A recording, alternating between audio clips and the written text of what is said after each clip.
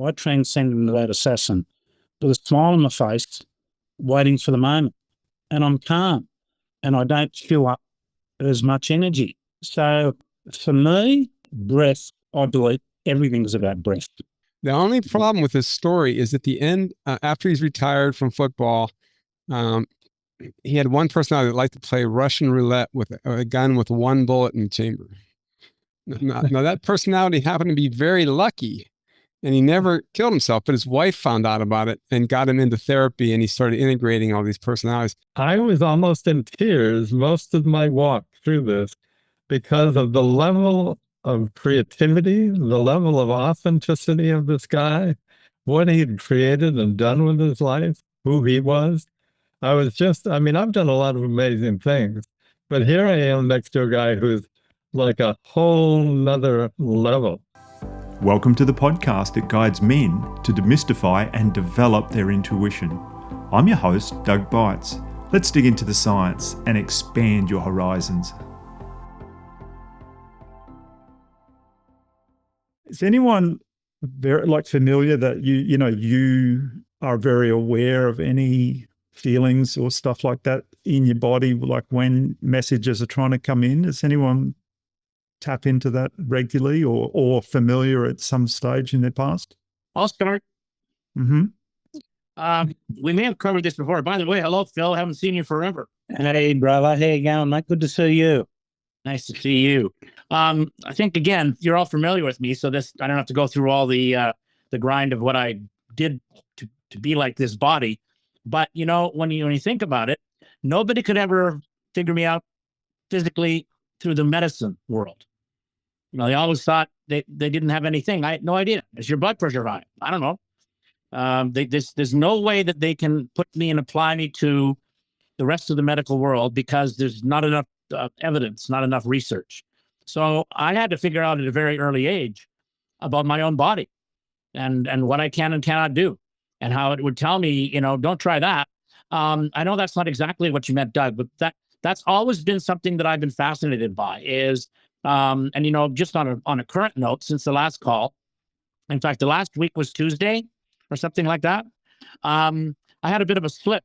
Did I have a slip before that? Was my back bothering me? No, not that you mentioned. Okay, well, it must have been the next day or maybe the same day. Anyway, we have lots of ice here now in Canada, right? Because of the conditions, although we're in Western Canada. So today in Fahrenheit, it's like, 40 degrees in the middle of February or beginning of February. It's bizarre. Anyway, the point is I wrenched my back. I didn't fall.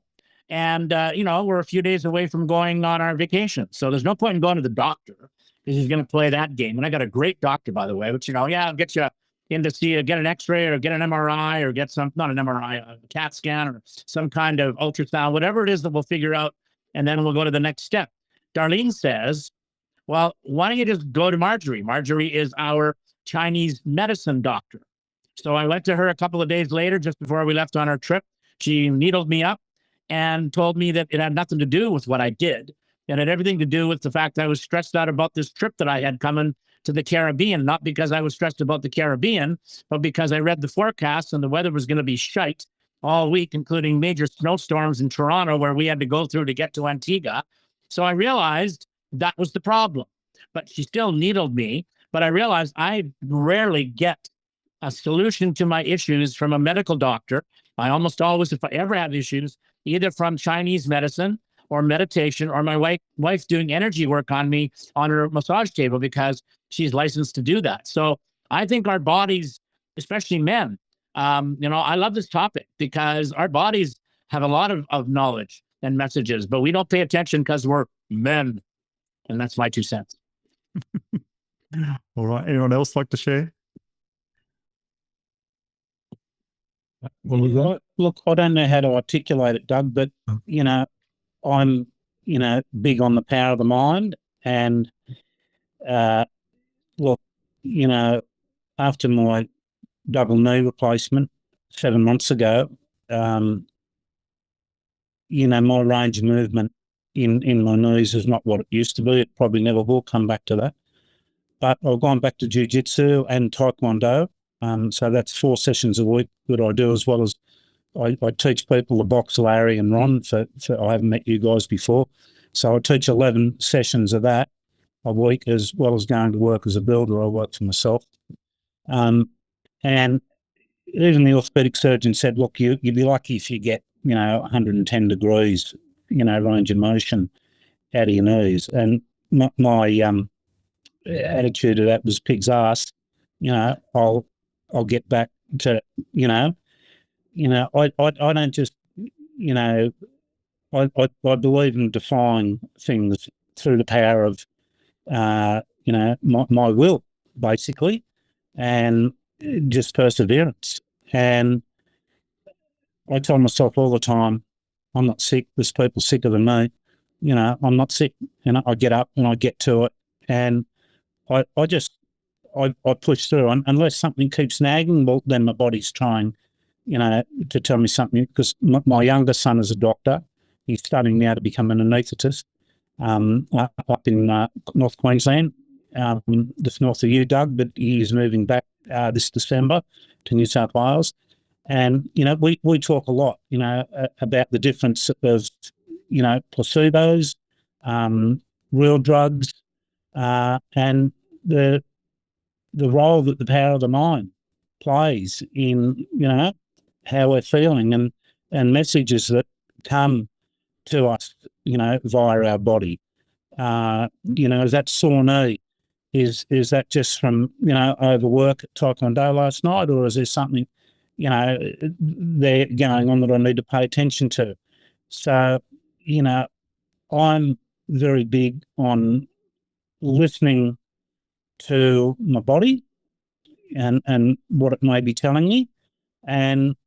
But I'm very big on also saying to myself, you don't have a problem, Phil, and push on. And that can be, I think, detrimental to a lot of men that, that we can say to ourselves, and that we dismiss things and push on to our own detriment a lot of the time.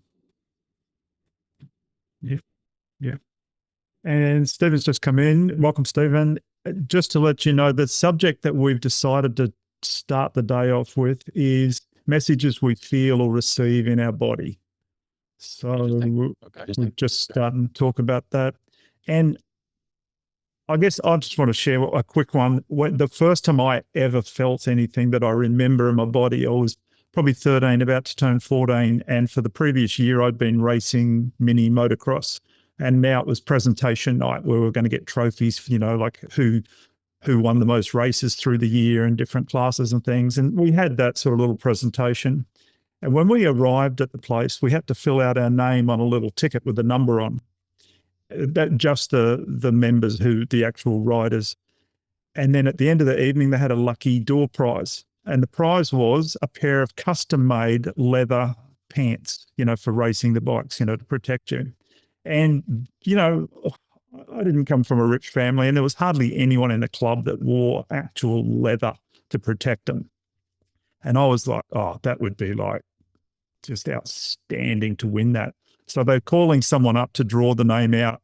My whole body went into crazy tingles. I knew before that person got up near that thing to draw the name out that I'd won it. It was just like, and I'm not someone who usually wins things like that. My whole body was humming, like physically, like just, what's going on? Like it was sort of like a very mild, pleasant electrical charge through my whole body. And then they called out Doug Bites, and I was like, I walked up there, and like I was at the back of the room, and I had to walk past, and everyone was sort of hooting and whistling. Like it was just the best day ever. But probably 5 seconds before they drew it, I 110% knew I'd won it. It was, and it's not like I get those feelings all the time, but when I came up with this subject last night, I thought, I remembered that all of a sudden, that it was my earliest memory of physical sensations, precognitively making me extremely aware that something was going to happen. That it was a shock to feel that, but it wasn't a shock to hear my name called out at all. I would have been shocked had my name not got called out. Yeah. So, just thought I'd share that one. That reminds me of a Joe Dispenza story. which piggybacks a little bit on Philip's story too about, how powerful your intention is. Well, this is I don't know if you're all familiar with Joe Dispenza. He's like the most popular workshop leader in the world right now with 2,000 people for every workshop. And it's like a rock star. You got to have your finger on the button as soon as he announces the course or you don't get in. And I went to a workshop a couple of years ago, and I'm on his newsletter list. Every other week comes out with these stories of transformation. And most of them are like, I healed my stage 4 pancreatic cancer through the meditations. I had a mystical experience, all these amazing, but then this one pops up and I was like, why do I want to listen to this one? And it was a woman who, during the workshop, she just got this whim of like, I'm 45, I'm going to enter the Miss Hawaii pageant. It was like, oh, and never been in a beauty pageant before. But she wanted to apply Joe's principles of imagining, just like Doug did, of imagining you'd already won and how it would feel. And she did all that. She sailed through the competition, just intuitively doing all kinds of things. And at the end, she won. And her best friend said, wow, you just didn't look excited at all when you heard that you won. She said, oh, that's because I already knew I won. And it's just like Doug said, it's like, oh yeah, like if I hadn't won, I would have been surprised. Yeah. And Larry, in saying that, how popular Dr. Joe is and all that, and I know because I went to apply for one of his workshops here in Australia, like a 7-day workshop, and I knew that you had to be Johnny on the spot, like you had to be there. So, and it is at 9 a.m. on the day. So I click, bang, I hit it, and I know it's $2,500. I make sure, and I always keep my credit card really low because I've had credit card fraud multiple times. So I've topped it up. I've got more than enough money in there. Whack, bang! I hit the thing. Get registered. Whack my credit card in. Bang. Declined. What? And then I go and read the thing again, and it's $2,500 which, and the exchange rate to Australia was horrible. So that was like well over 4,000 Aussie dollars. Like quickly, so I'm transferring money around. Go back in again. Missed it. Within 15 minutes, the whole thing was done over, 700 people. Well, because in Australia, his venue, he always wants a venue on the beach. And the biggest thing you could get on the beach here was 700 people. And so it was over, so I missed it. But Larry, a week ago, I was watching a video where he was talking, it was a combination of all these different people talking about something for 30 seconds each. And guess who was right beside him? You, Larry. Okay. It was one about tapping. And with Naomi Jansen helped put it together. And it's like this compilation of like a dozen or more people all talking about tapping. And here's Joe Dispenza comes on, and I listen to him for 30 seconds, and then you come on. That's funny. Oh my gosh. You haven't seen that one? No, I haven't. Yeah, send me the link if you can. I'll have to. Yeah. That's funny. Well, wow. Well, I am my big event. So I don't know if this is a thing in Australia. Today is Groundhog Day. Does everybody know that? I didn't know it, but I've seen the movie. It's always February 2nd, and if you have never seen the movie, it's just phenomenal. As Bill Murray, great movie. One of my favorites. And I watched it many times. But today I picked it as I'm teaching a workshop on spring cleaning for your chakras on the spring equinox, which is March 21st, and it's basically everything I've learned about healing in 7 hours in one Saturday. And I said, early bird deadline is going to be Groundhog Day, and I said, if you don't want to wake up hearing the same song over and over and over again, you might want to clean your chakras. So that's what I did. And it was just a fun thing to do. I found a cute little groundhog picture. And of course, Punxsutawney Phil is an hour away from my hometown in Pittsburgh. And he saw his shadow today, which means we're getting 6 more weeks of winter. And it's been freezing cold here for the last 2 weeks. So we're really tired of winter already, but everybody's pissed at Phil now. So, hey guys, Larry, how does this Joe Dispenza guy become so lofty in his credentials? Oh well, there's a whole backstory on that. He was a devotee of Jay-Z Knight who channeled Ramtha. Do you remember Ramtha back in the 70s and 80s? spiritual teacher who was thousands of years old, and Jay-Z Knight it's created an entire curriculum of healing and visualization. And Joe was one of her, lead, students, and he took a lot of her secrets and packaged them into this workshop. So I don't know if there's any controversy in the Jay-Z Knight community about Joe repackaging them, but he's also included a lot of neuroscience and the most phenomenal research. He does phenomenal research every retreat. He has, I don't know how this happened, but he has the vice chair for research at University of California, San Diego, comes to all his retreats and gathers samples. Hemal Patel, and they rent out like 30,000 square feet in the basement of the hotel for this lab. And they select stool samples, urine samples, saliva samples, blood samples before and after the training. And this is the largest meditation research ever been done. And they're getting some phenomenal results. But the most spectacular ones related to heart rate variability, which they check from the Heart Math Institute, but also they do EEGs on a select number of people. And if you're familiar with the usual EEG pattern, it's right now we're in beta, you slow down, you meditate, drop in alpha, just before you fall asleep, you're in theta, getting a lot of cool images, and then delta, you're asleep. But what Joe finds is when they're doing these meditations, they drop down to theta and they start having vivid imagery, which leads them into a mystical experience. And when the mystical experience happens, it jumps up into gamma, which is like instead of 18 hertz, it's 40 hertz. So all of a sudden the EEG meter starts going like this, and the amplitude's really high. It looks like the machine broke, but that correlates with these people's mystical experiences, like blowing out their crown chakra. And then their cancer's gone, or their MS is gone, and they have an out-of-body experience, and their body shakes until they're healed. So it's pretty impressive stuff. So. Mm. And he was a medical doctor, and didn't he have He's a chiropractor. He's a chiropractor. Right. Didn't he have an accident on his bicycle, and the doctors told him he'd never walk again, and all sorts of. So he's physically gone through a lot of stuff in his 20s, like told he wouldn't walk again, etc. And he's a powerful guy, and these retreats are intense. 6 a.m. to 7 p.m. every day, alternating an hour and a half of lecture by him and an hour and a half of meditation. And then the ultimate experience is on Thursday.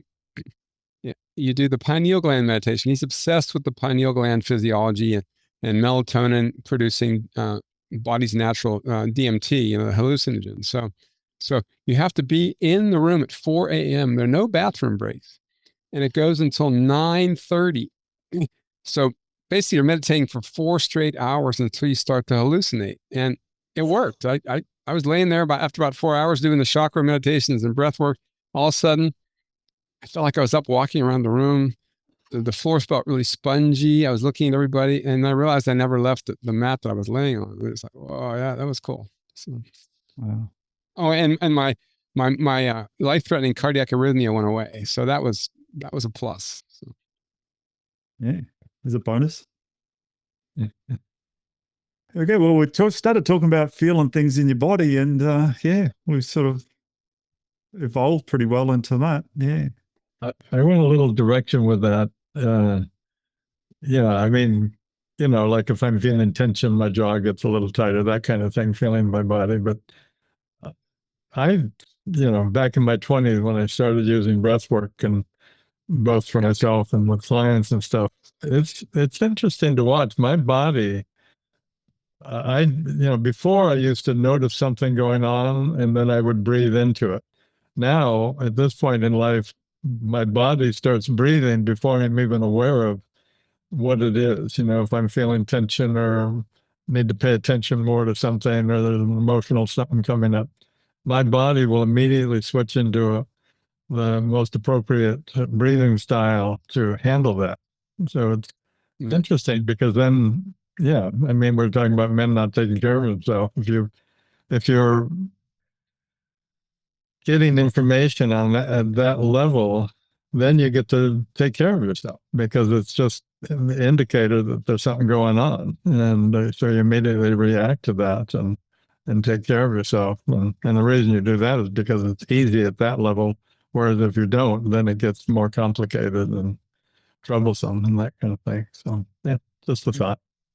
I love that, Ron, because in the last couple of months, I've had two men I've been talking to, either pre-podcast interviews or during the podcast, where either something I've been talking about or something they've been talking about has really affected me emotionally. Like, I'm about to start bawling, and I find myself holding my breath, which doesn't help. And then I'm like, I don't breathe. And so it's not automatic for me. Like, I hear you saying, like, your body's automatically adjusting its breathing to help with that. I'm yet to develop that, but I've recently got that awareness that just breathe through it, because it's not that I don't want the emotion to come. I'm not trying to stop the emotion. I'm happy with that, but it's like I'm finding that breath holding's not helpful. And I'm looking forward to the automatics of feeling it and then adjusting the breathing and flowing through. Yeah, the holding comes from your subconscious wanting to not breathe into it. Yeah, so once you heal that emotional backlog, then it gets a lot easier to just train in that process to breathe into it rather than stop breathing and contract from whatever's coming into your life. So big difference. So there's something there subconsciously that I'm unaware of that's probably something I've still got to work with or move on, or I don't doubt. I don't know what it is straight up, but I don't doubt that. That's because it's subconscious. There we go. Yeah, the obvious. Yes. All right.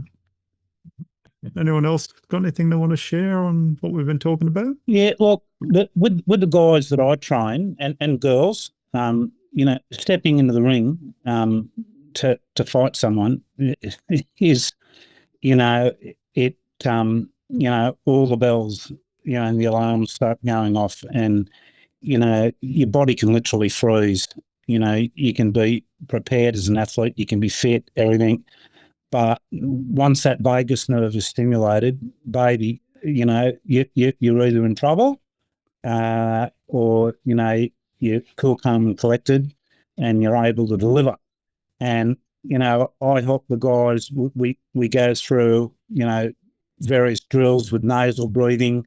I help them understand, about their cortisol and, it's a stress hormone, and being able to regulate that, and as well as regulating that hormone, regulate other emotions through the power of breath.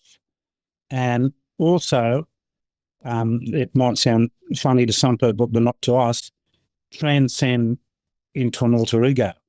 And one guy, he's had half a dozen pro fights. He wants to come back. And he always tenses his face up, when he's in the ring with me. And I say, mate, just relax, cool, calm, collected, So the other day I said, you are now the assassin. And I said, if you ever watch a movie, look at an assassin.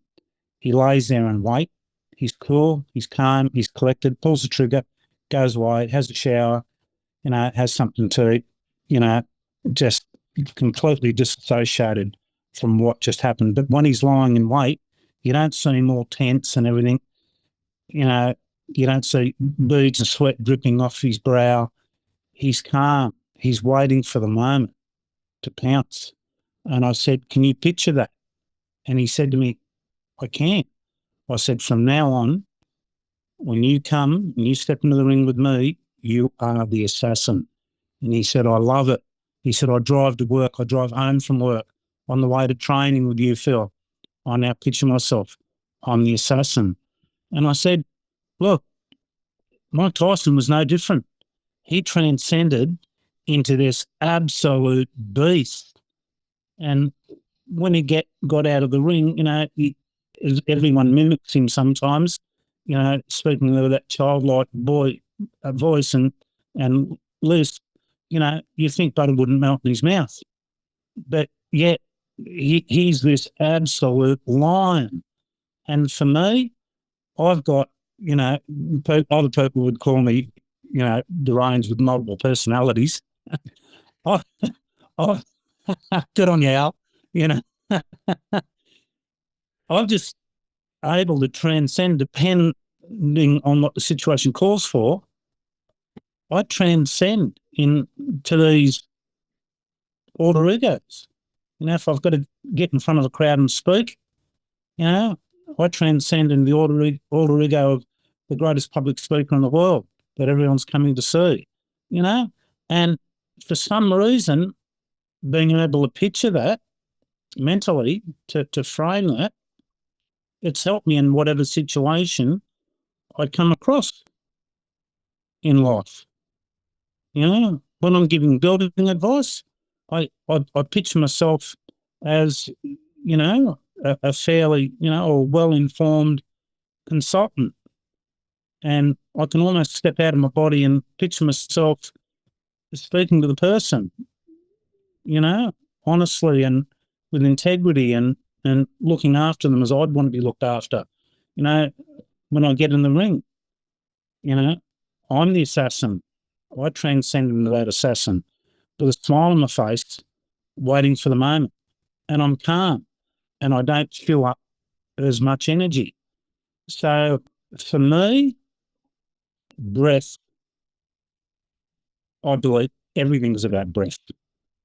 Everything. The great thing about that, Phil, is when, you know, when I work with executives, I'm an executive coach, and their definition of control, as I kind of guide them, you know, show me how you go into control. They always stop breathing. They always go up into their left brain. They always get kind of assertive. And I'm going, okay, so that would be my definition of being completely out of control, because you just shut down half your nervous system. You shut down your brain because the chemical gates in your brain just shut you off from higher level thinking. So, you know, and then they start getting into the breathing and things that you're talking about. And all of a sudden they, in the middle of that same moment, they're breathing into rather than contracting. All of a sudden they have a whole entirely new level of thinking going on, a whole other presentation going and capability going on. So yeah, that's wonderful to see. Have people heard the Herschel Walker story? I know you're not probably U.S. American football fans, but he's like one of the most famous football players in American history. And he wrote an autobiography called Breaking Free. And Stephen, I don't know if you've seen this, but he discloses that he had multiple personality disorder from being bullied as a child. And he was apparently a wimpy little kid when he started out, but he developed one alter ego that was impervious to pain. And for the rest of his career, he did 1,000 push-ups, 1,000 pull-ups, and 1,000 dips a day. Never lifted a weight in his life and looked like a Greek god. It was just amazing. And he said, by the time he got out of high school, he was the top prospect, and he went to University of Georgia, and he was, you know, the leading running back in the whole league all year. And they went to the national championship game. In the first game, in the first play of the game, he dislocated his shoulder, popped completely out. Ron, you'll appreciate that. The whole way out, the trainer goes, you're gonna have to go to the ER and get this put back in, and your career is done for the year. And he kind of goes, give me a second. He goes behind the bench, switches personalities, pops the shoulder back in, goes back in, has a phenomenal game. They win the national championship, and he gets the Heisman Trophy. You know, so and apparently he knew from before that he'd had his wisdom teeth pulled, and he would not. You know, people with MPD, they don't want to give up control at all. You know, so he would never take any anesthetic or be put to sleep. He just said, "I will. You can pull all four of my wisdom teeth. I'll be fine." So that personality comes in. He has all four of them extracted, no problem. The only problem with this story is at the end, after he's retired from football, he had one personality that liked to play Russian roulette with a gun with one bullet in the chamber. Now that personality happened to be very lucky, and he never killed himself, but his wife found out about it and got him into therapy, and he started integrating all these personalities. It's a phenomenal story. It's like, oh, and this guy was like a god when I was growing up. He was like the ultimate football player. Who knew he had multiple personality disorder? What's his name again, Larry? Herschel Walker. Herschel, H-E-R, S-C-H-E-L Walker. But in the biography, it's called Breaking Free. And I was astounded when I read this book. I had no clue when I started reading the book. I thought, and amazing. I'm going to give it. In musing, we call that, we have to create before you even start, if you're going to really muse, you need to create a musing profile or a persona, because they're part of what musing is about. And like, that's what I do. Like it's basically my version of, life coaching is I'm a professional muse. And what we do is try and figure out what's actually going on with someone's body and what their mind is not acknowledging of who they are. Because we're trying to find we try and get to the authentic person underneath. So we try and my philosophy is that, we're all born human, and then people, we become people. And when we get the people on top of humanity, that's where the problem is. And so I dig through the people stuff to get to the human underneath. And a lot of times it's people who aren't integrating themselves into their real life. And some of that's physically, they're wearing clothes that their parents told them they look good in once. And they're or they have things their entire persona is based upon what other people think they should look like instead of what they feel like they want to look like. And that's one of the first things you can tell is you're not dressing like you want to be. And I see, so that's one of the first clues of how people carry themselves in my business is I can see right away. It's you're not authentic to yourself. Just the way you're walking, you don't look like you feel like you belong in your body. And there's so it's about, kicking, to me, that's a natural sign of something wrong. And that's something that we all don't acknowledge. Oh, they don't look, they're not really that comfortable here. It's yeah, most of the time, most people aren't comfortable anywhere. That's the issue. We all have these things to present to show us that we're comfortable. But if you put those on long enough, they become like your body, like Ron was saying, is his body breathes through all these things now because he's naturally done all the work.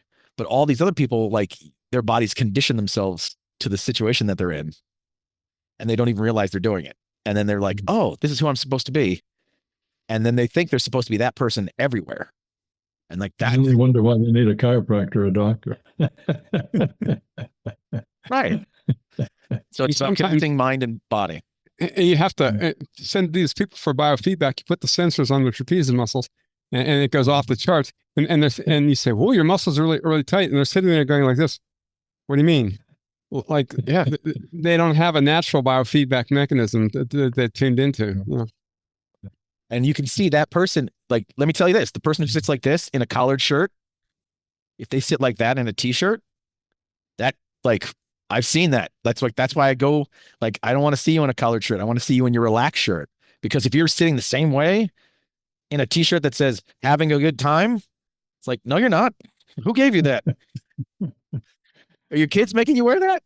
You're not having a good time. But yeah, that's where my work is. It's about really kind of seeing the people, seeing their physicality, seeing how they're presenting themselves. Because I think a lot of times we present how we think we're supposed to instead of how we actually are. Yeah. Did you say you work with musicians primarily or just people? People. Mostly normal. What I do is I use creative means to work with individuals, and then I use interesting means to work with creative people. So I work with both. I'm based out of LA. So I have, my first client was a 72-year-old woman who has two adult children. Get away with anything down there. Right. Well, I use people's entertainment palette to get to them. That's how I visit in. I understand what people view, how they view entertainment, because a lot of that tells me who your heroes are, who your villains are, what you think the world's values are, what you think the world's perspectives are.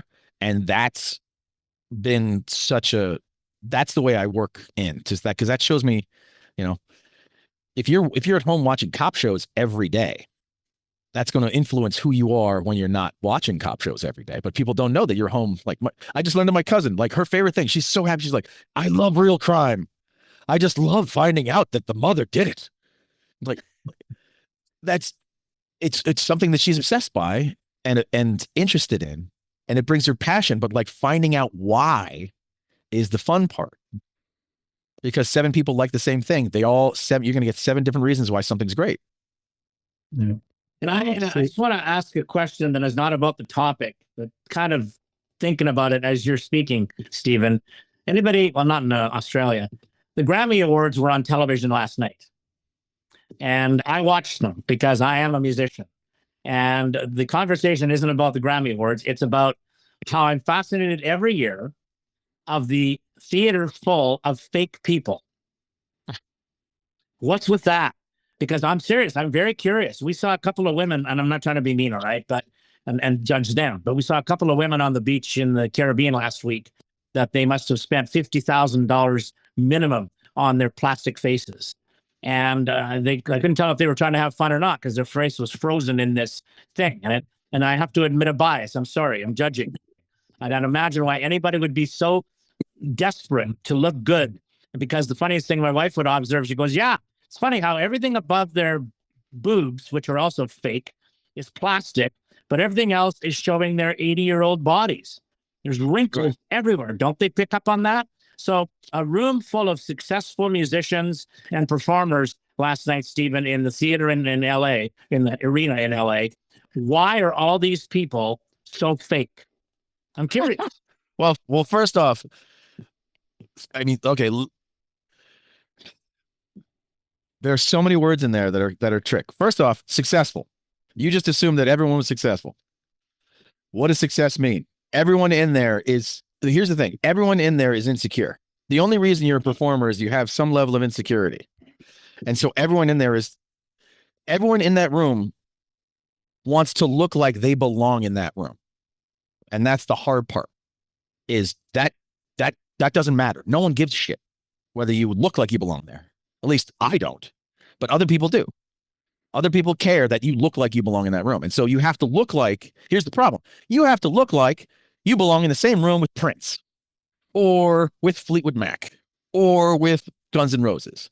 And any band you've ever heard of, you have to look like you belong in that room. And there are so many people who feel like they don't belong in that room. Whether they do or they don't, they feel like they don't belong there. And that's where image issues all come from, is I feel like I'm not good enough. So I have to look better than myself. And that's literally the entertainment industry.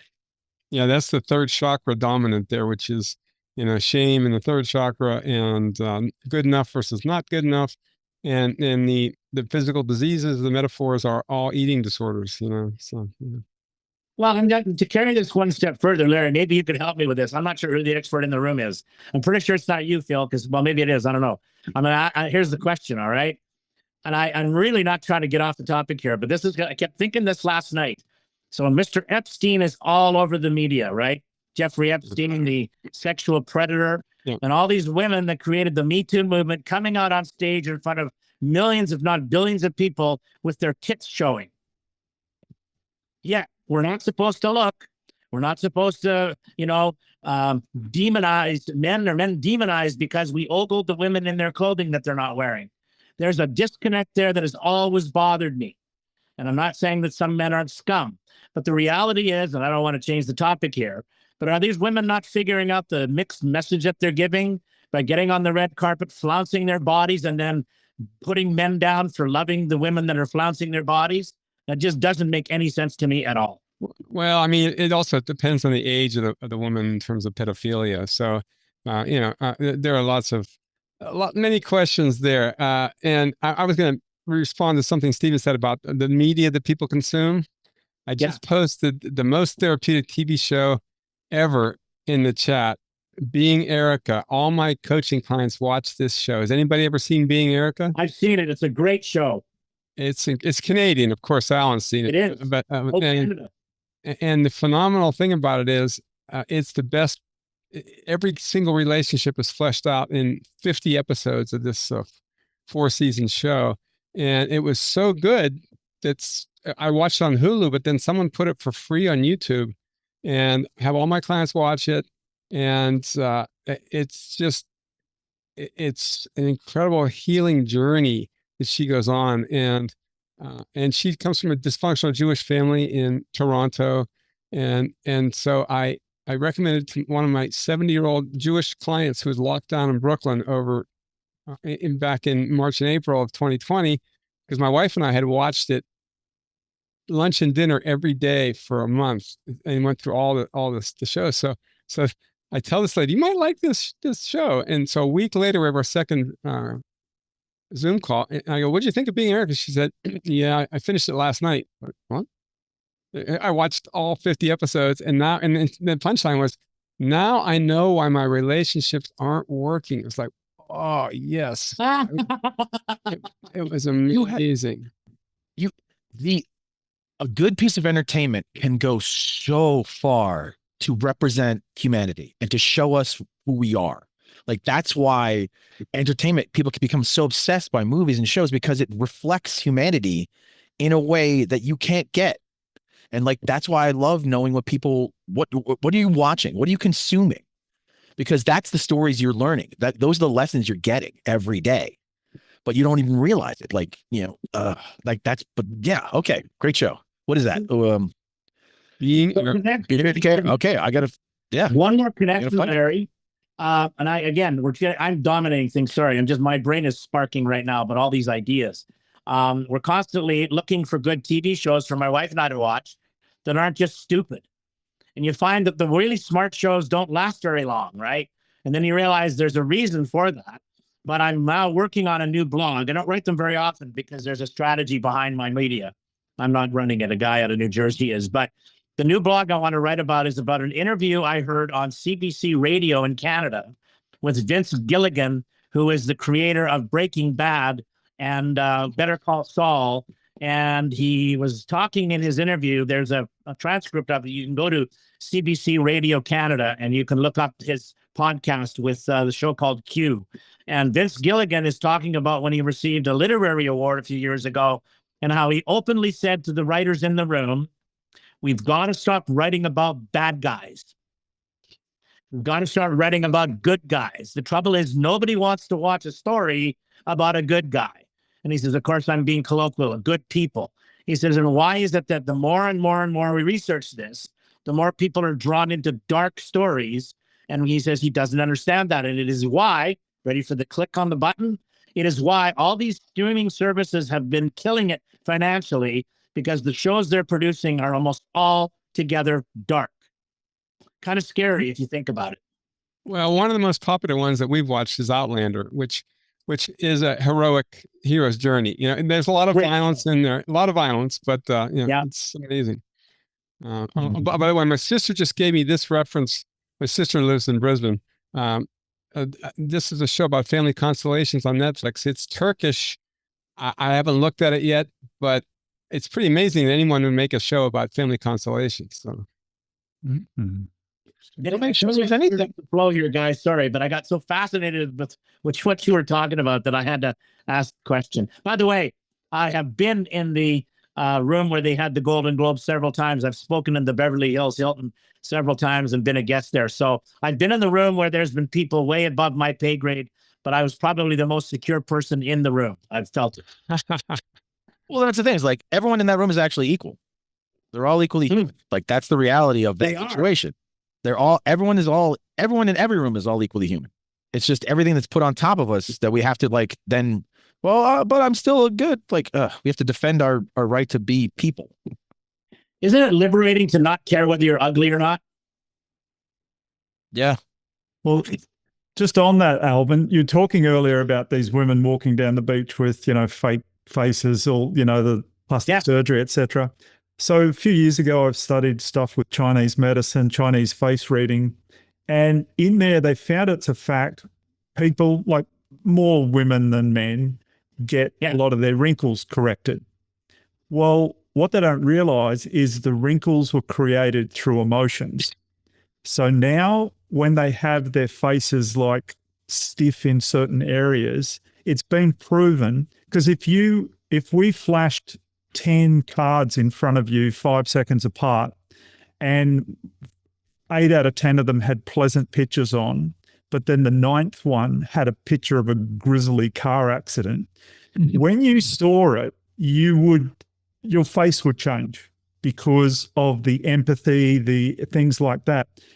They've proven scientifically now that people who have a lot of facial work done, it stretches out the things.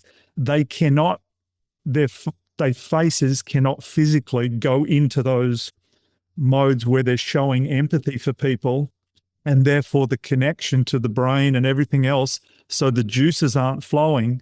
They lose their empathy for people. So their personalities change.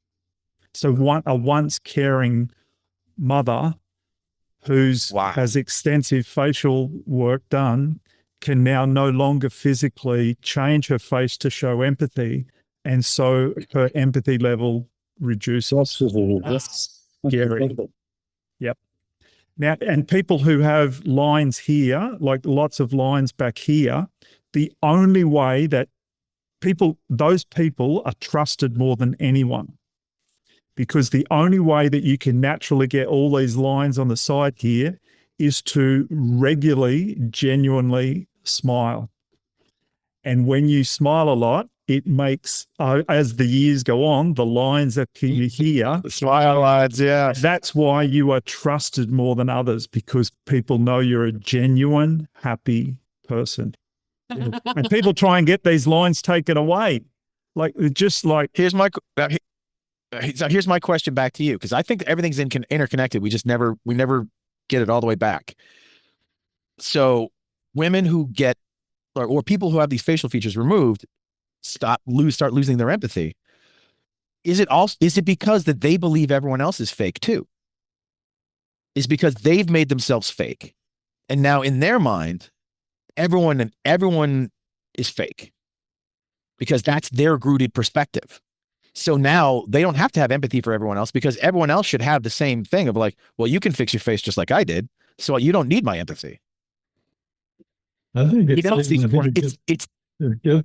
I think it gets back to they just don't feel good enough. I mean, when you recognize that a child wants unconditional love more than anything else, and you recognize that they'll literally do whatever they need to get that unconditional love.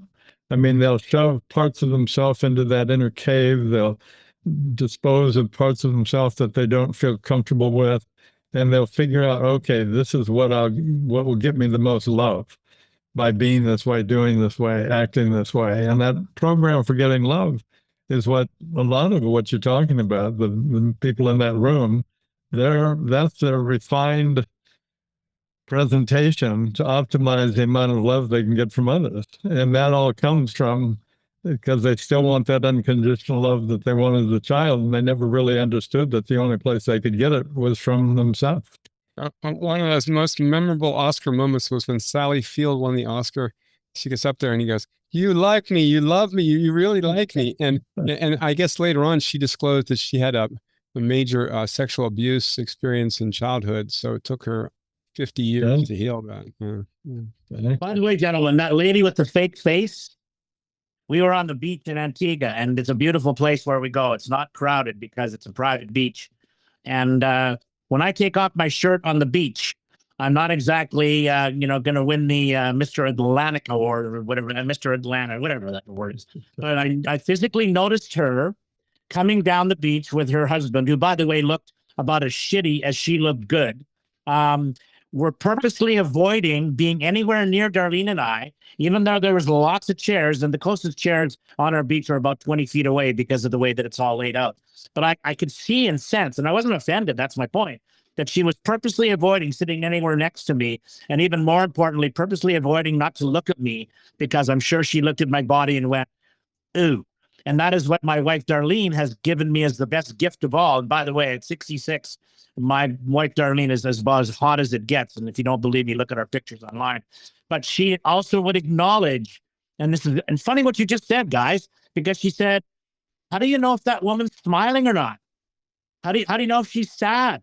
And I said, well, that's what I love about you, Darlene, is your expressions are so you. And yet that's why you don't have the kind of body in decrepit mode, because you've always lived a happy humanistic life. And I think that's what keeps me looking young too, guys, is just feeling not positive, like in the strategic motivational speaker world, but just the genuine nature of why we have these calls, because we're drawing on the real person inside all of us rather than what we say every day on the Zoom call. Well, we can also just accept those people and feel, because to me, when I see them, I feel bad for them. I do too. I don't criticize them. I don't judge them. I just see the pain they're living in. And that's what Steve was talking about. Well, they're lacking something. They're lacking something. You know, they're either holding on to their youth, or they're trying to be someone they're not. You know, there's a host of things going on. But Al, I need to say to you, my brother, right? Okay, the shirt off thing, bro. If a 45-year-old chick can win Miss Hawaii, brother, think about limitless, baby, limitless. There you go. My wife didn't marry me for my abs. I love you, mate. I love you, baby. Love you too, brother. I really do. Yeah. But hey, if you want to drop any wife pics into the chat, you go ahead. Go to my lady in a bikini. Yeah, sure. Well, just to acknowledge. No, go That's look awesome. me up That's on awesome. Facebook, guys. I'm there in living color. Oh. Yeah, my problem with my age, I don't think the doctors could help. Okay,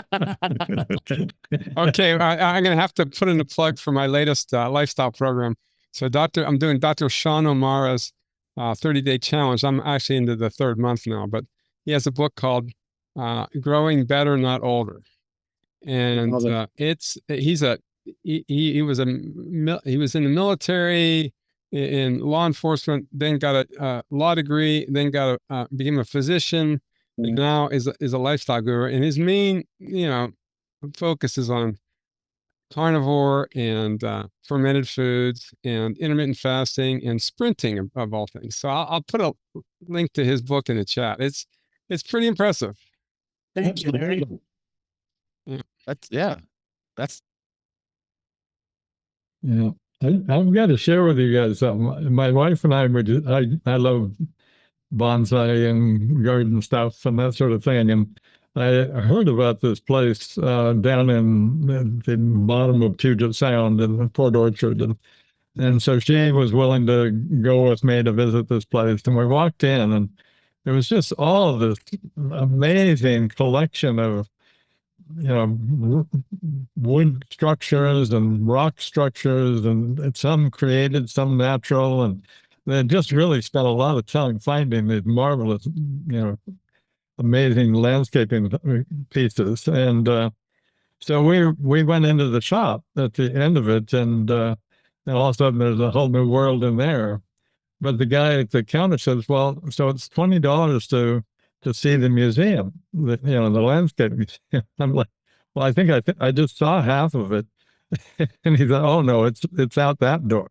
So we go out the back door, and I'm in the most amazing place with these bonsai and all the sculptural stuff and huge trees that, stumps and boulders from, literally everywhere in the world. And I met the guy who had created all this. His name is Dan. And there he was working on a bonsai tree. He's about 10 years older than I am. So he's about 80, 88, 89. And I was almost in tears most of my walk through this because of the level of creativity, the level of authenticity of this guy, what he had created and done with his life, who he was. I've done a lot of amazing things, but here I am next to a guy who's like a whole nother level. And he's just sitting there putting around with his, bonsai tree in the most incredible space that I've ever seen. And I just wanted to share with you, it touched me so deeply, meeting this guy. And it turns out somebody had written a book about him, so I did buy that. But yeah. Is there a link to the book or to his website, or what's? I could get that for you. I don't have it in the room here, so but But I just, to me, I've met, I'm Joseph Campbell and Buckminster Fuller, the people I hung out with when I was younger, but I haven't met a person that touched me that deeply in years, where just the most amazing guy, and we connected. It was just wonderful. Beautiful. That's awesome. The opposite of the fake people. Yeah. Awesome. Exactly. Yeah, exactly. Yeah. Yeah. So, to send it to Doug so he can forward it to all of us, because that sounds inspirational. When I get there, I'm gonna go get the book, and so I can send it. I'll be right back. All right. Well, I got to rumble, guys. I have a 2:00, but thank you guys. All right. So great to see you, Doug and Alan, Phil. Steven, you All right, too, see you right? guys. We'll talk soon. Cool. Okay, See you, mate. All right. And I hope Ron's that's back. gotta be a tough town to live in LA when you're like that, huh?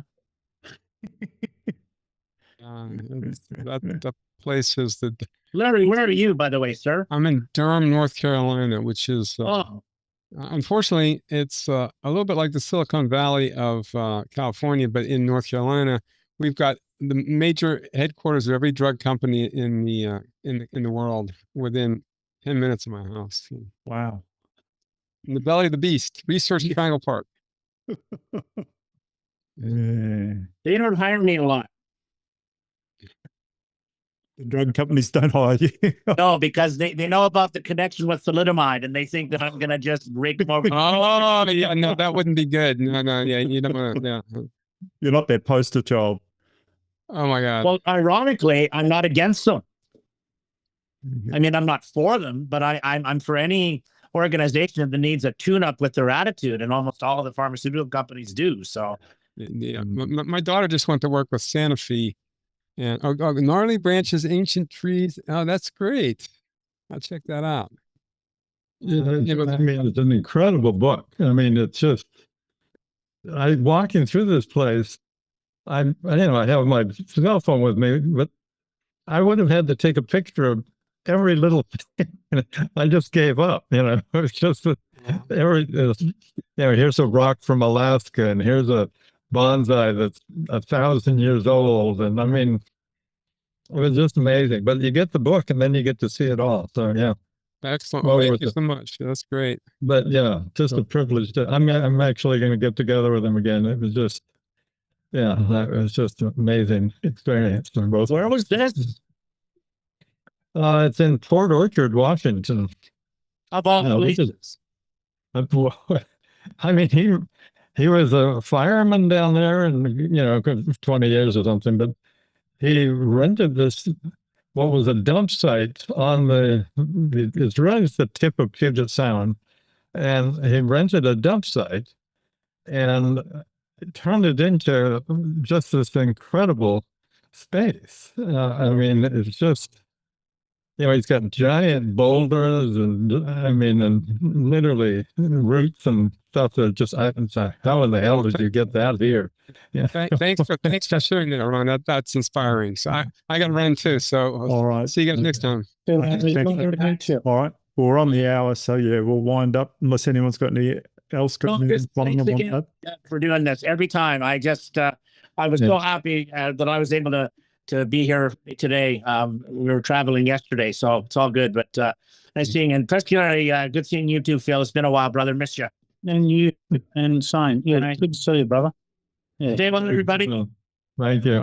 Thanks, guys. See you later. Bye now. Well, we're at the end of another thought-provoking episode. Remember to subscribe so you'll be alerted to new episodes.